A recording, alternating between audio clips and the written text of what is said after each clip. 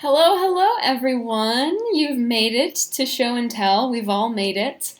We had a little bit of confusion in the schoolyard over our time zones, and that's what happens when we when we want to hang out with artists that are across the globe. So, my name's Morgan, and I'm here in Ohio in the United States, and our guest, Deb, is actually over in Brisbane, Australia. And I just want to show this image real quick before I bring Deb on. Deb woke up this morning to a bunch of cockatoos screeching outside of her window, including this little guy. And, she thought to wake up and check her email and realize that we had fudged the time a little bit. So I want to just say thank you so much to all of you for sticking with us. And I want to thank Deb, I'm going to bring her on here in a second, for showing up at 6 in the morning, her time, and looking as bright and excited as ever to be with us. So I'm going to bring Deb here. I'm going to bring her on, and you all are going to see her lovely face. And then we're going to get to chatting for this session of Show and Tell. It's lovely to see all your names trickling in. I see Janice and Jason and Ken. We've got Crypto Cat, who is in New Mexico, which sounds sunny. We've got Anne as well, and it's so great to see everyone. So thanks for tuning in, and I'm going to bring Deb on, and I'm going to get our cameras switched around here so you can all see her. Yes, so Deb, hello. Good morning. Good morning. Yes. Or good middle of the day, wherever it happens to be for you. Yes, thank you so much for hopping on. So you are in your studio right now. Yes. Yeah, tell us where you're at. Yeah, so I live in a little bit of bushland in suburbia, in an outer suburb of Brisbane and Ipswich. I'm sort of on the border of two cities, and it's a beautiful day. The wallabies are out there hopping around, and I feel very privileged to have a bush studio. It's a lovely spot to sit. That's fantastic. Sometimes it's a little bit. Sometimes it distracts you. I love those little sketches. Instead of doing work, I sit there and draw the wallabies. I think they make great subjects. It's lovely. It's a lovely spot to be. Oh, that's fantastic. And I can hear the birds in the background, which is amazing. So I'm sure we'll hear some chatter from them as we go on. Yes. Excellent. Well, Deb, I just want to start by having you tell everyone a little bit about yourself. So, where are you from and how did you get started as an artist? If we want to go way back, before you joined us at Sketchbook Skool, what were you doing? Yeah, good. Yeah, okay. Well, a long time ago, many moons ago, like everybody, I was drawing as a child, like we all do. But I just kept on going. So I plastered my room in dog drawings, and that comes full circle as it turns out. I'm just drawing all the time. But and my aunt Mika was a commercial artist in the 70s, and so all I wanted to do was to be like her. So she was a mentor through my early years, and so I started working basically in commercial art, and I got a job as a paste-up artist. And I remember coming across an interview with Danny and Tommy Kane talking about their days as ad men. Advertising. And I was sitting there watching this interview going, yeah, rubber cement and Letraset and bromide machines and all those archaic things that I used back in the sort of mid-'80s to early 90s. I worked as a paste-up artist for an in-house art department in the movie industry. So that was good training. That was a good time to be learning a craft.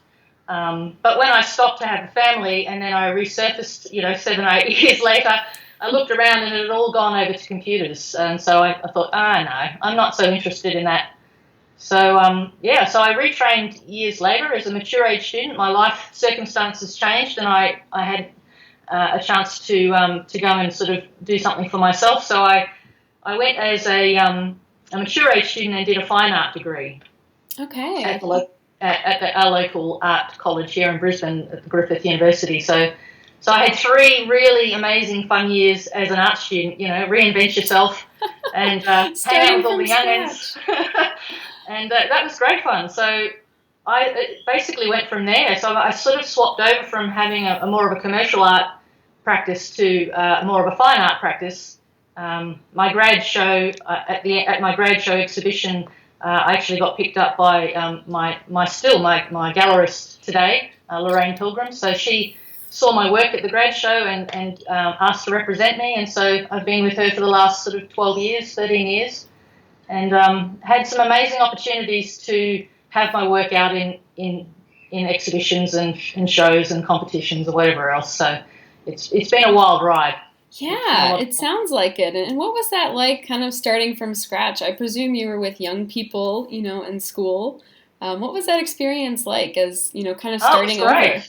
Yeah, it was very good. I was a single mum with 3 small children myself, so to be able to go to uni, I dropped the kids at school in the morning and say, "Oh, Mum's got to go to uni today," and in the car I'd be going, "Yes!" It was just so much fun, and I had to be organised because I'm running a household and doing a degree, so I probably had a little bit of an advantage over some of the young straight out of school students. But it was great. I'd already had quite an art practice going into university, so that put me in good stead. It just developed a lot of conceptual concerns, how I felt about my work, what I wanted to say, and that was just really, really helpful. So it was great. Now, is this? I had to learn another language though. Contemporary art language is a strange thing. It's very different. Yes. It's a very different, it's an entirely different place to be. So, I'm sure there was a learning curve there. Yeah, so then how did you kind of stumble upon Sketchbook Skool? And I'm curious to hear, you were already a practicing artist, and then you kind of fell in the fold with Sketchbook Skool. So how did that come about? Yeah, I can't even recall how I stumbled upon you, but I've been keeping sketchbooks, all my life, but I can't remember how. Actually, that's really strange. That's a good question, which I don't have an answer. Somewhere in the ether, I came across you. Yeah. And I did the first one I did had Liz Steele in it. I can't remember what it was called. The Seeing course. Yeah. Seeing, yes. I did them in the wrong order, but anyway. Oh, there's no order. That's great. Gone back and sort of picked up some of the early ones, but I just found it such a refreshing thing because it echoed all of my joy of drawing and that sort of daily practice, and it just I didn't find that in the art college and the contemporary art world so much. A lot of my art a lot of my art mates they don't necessarily draw. Right. Contemporary art practice doesn't necessarily mean that you have to be proficient at that. So I didn't find as many people to connect with in that sort of tribe, so to speak. And so when I came across the classes, and I was just drawn to the friendliness of it, the kind of, in the early days, that kind of clunkiness and the quirkiness of it. I absolutely love that. I love that Kosha was balancing things while she, obviously in her back room, in her little little flat. And I love that connection with Danny and his advertising background. So I just saw a lot of things and the tutors were amazingly wonderful, and so I fell in love. So I quickly sort of did as many courses as I can manage, and I've sort of been following along. I think the last one I did was the watercolor rules one, which was amazing. Ian Sidaway is just stunning, and Ian Fennelly's great from other. Every tutor gives you something different, and that's sort of, I'm very much about process and skills base. I enjoy making, I enjoy crafting, and I enjoy watching how other people do that, so that you can learn from each other. Right. And I think that community is a wonderful thing as well. Online communities have been one of the wonderful things about the internet, and being able to connect like this is I think that was really great. Yeah. So it came at the right time, I think. It sounds like it, yeah. And I want to show everyone some of the art that you've been making. I know you've got a sketchbook on you. I've got a lot of images of your paintings and some other sort of art forms that you've dabbled in. But I think people want to see what you're making. So if you don't mind sharing. Well, this is this year's collection. Oh, I love it. So, it's a good stack. It is a stack. It just tends to. I definitely. I'm drawing more these days because of Sketchbook Skool. I think because you can see the opportunities to to just use it all the time, and that's what I do. So that's all that these things are. It's an everyday sketchbook, so it's got bits of everything in it, and none of it's particularly brilliant, but it keeps your hand in. Yeah, so, if you want to hold it a little higher, that would be awesome. Sorry, yes. Yes. Well, yeah. What do you want to see? I don't know.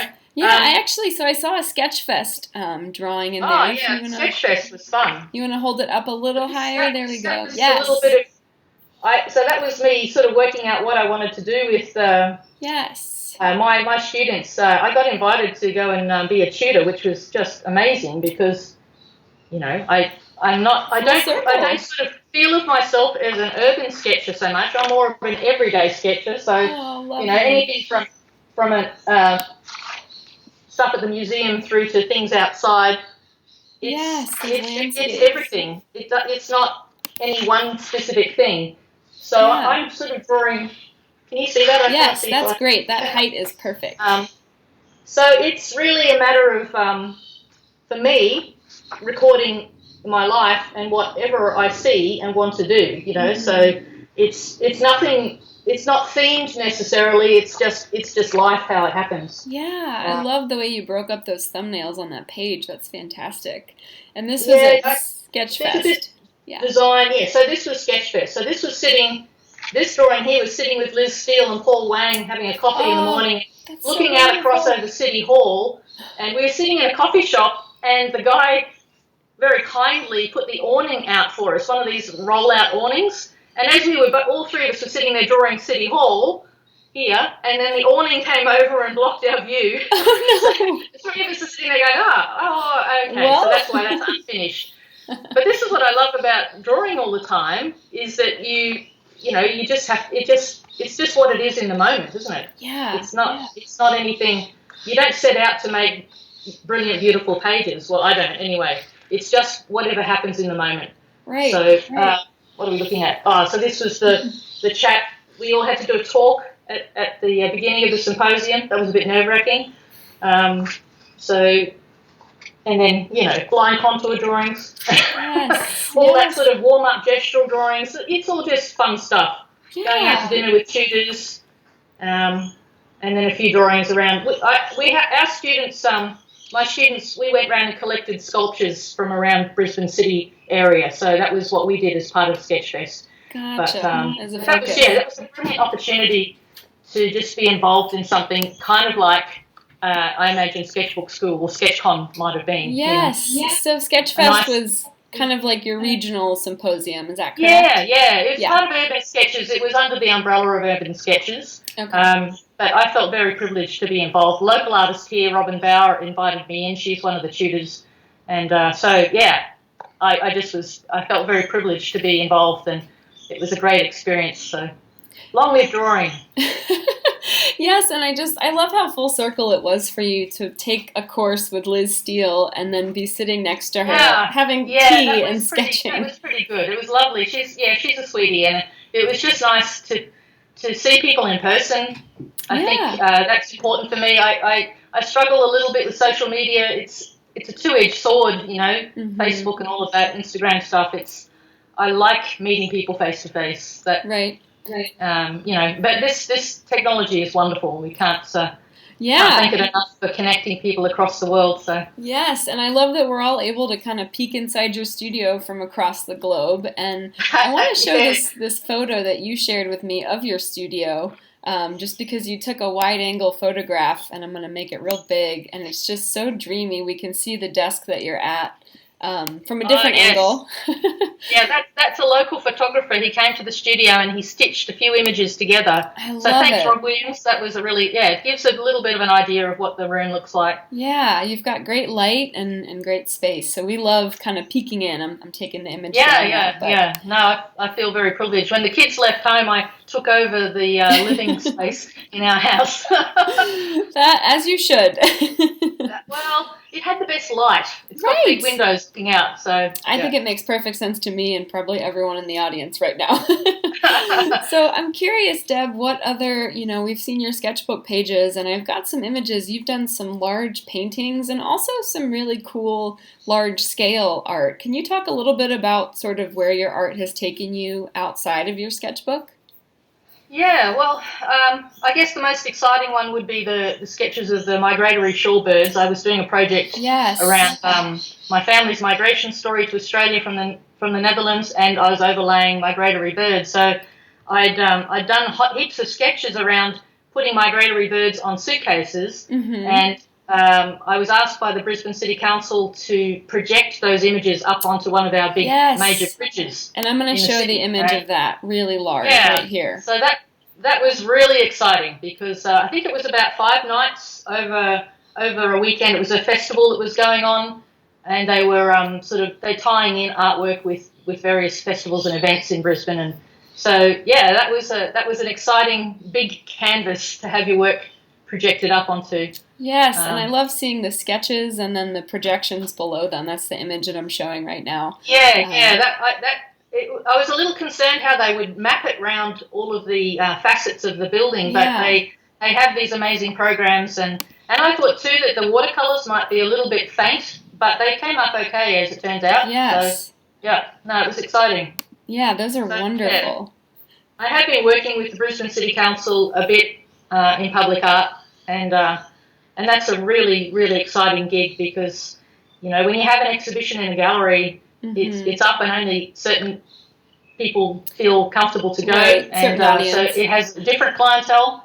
But I really enjoy public art because there's a lot more engagement with community, and your work is there for for longer, obviously. Yeah. Well, that was a short gig, but I have some bronze sculptures that I've made for Brisbane City Council, and they're going to be there for a long, long time. So it's quite an impact. They'll probably outlive me. So that's exciting. I like working in sculpture as well. So I kind of cross over a lot of different mediums. But everything sort of seems to start in a sketchbook with me, just because drawings are they're the kind of the germ of the idea.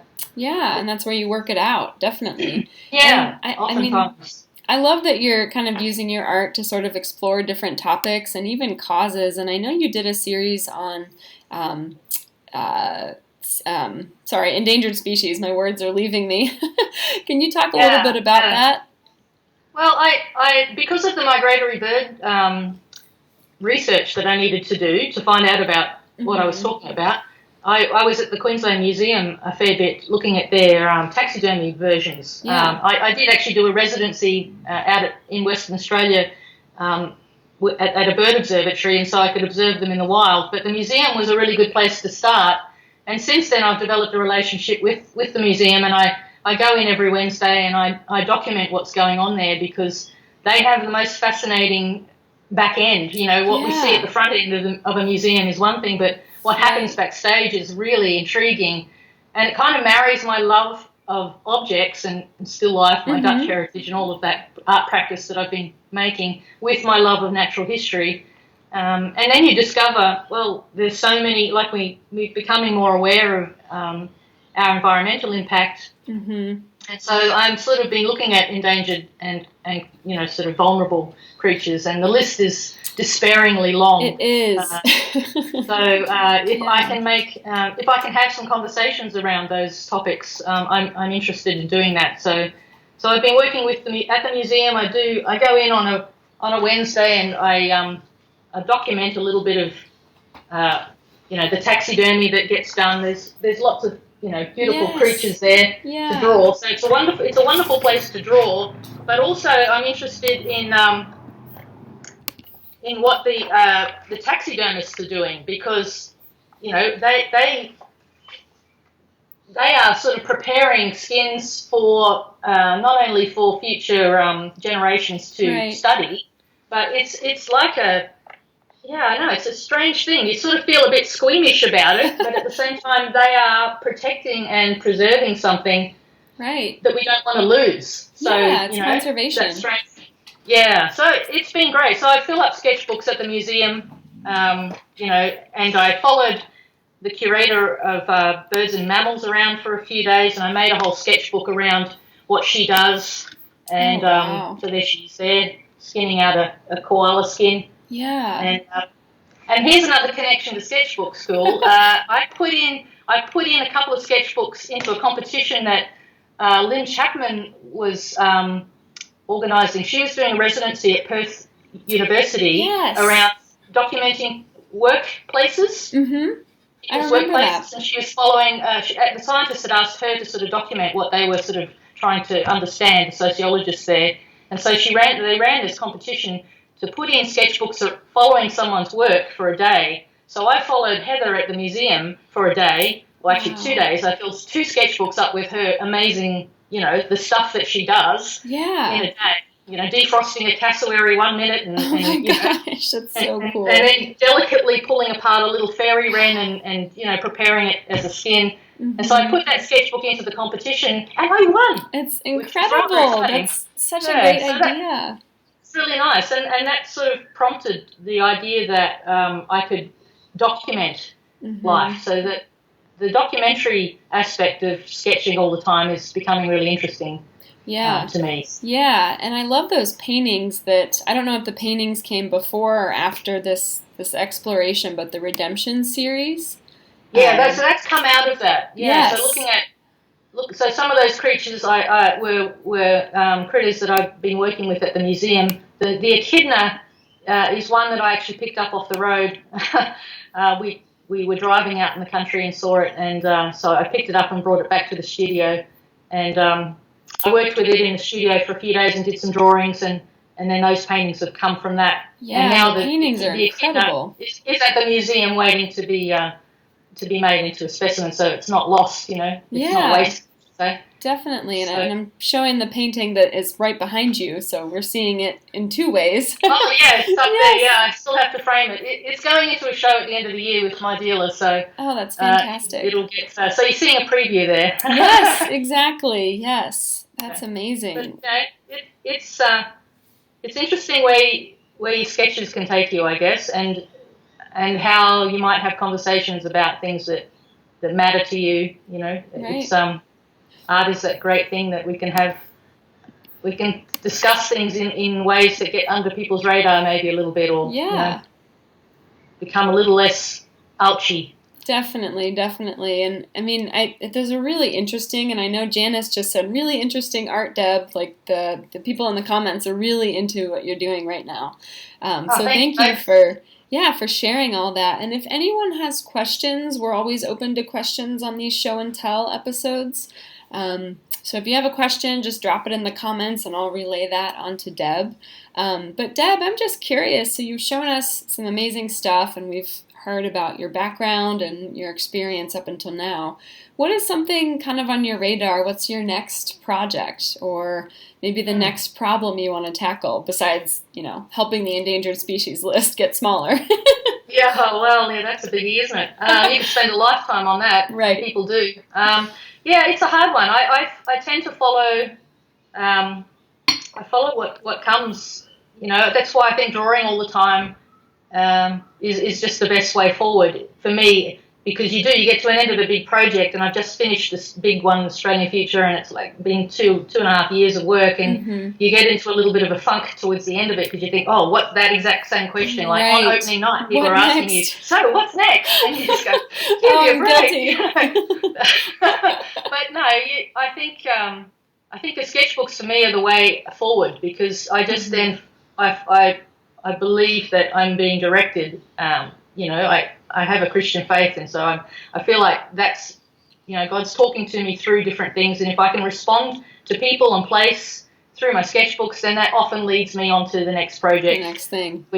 I'm content to trust that process and just wait and see what happens, and it's an exciting ride. That's excellent. Well, I have a few things in my mind, things that have come out of talking with people and things I've been drawing. Mm-hmm. So I'm sure my trouble is not, I've got too many ideas. That is the trouble. It's narrowing it down.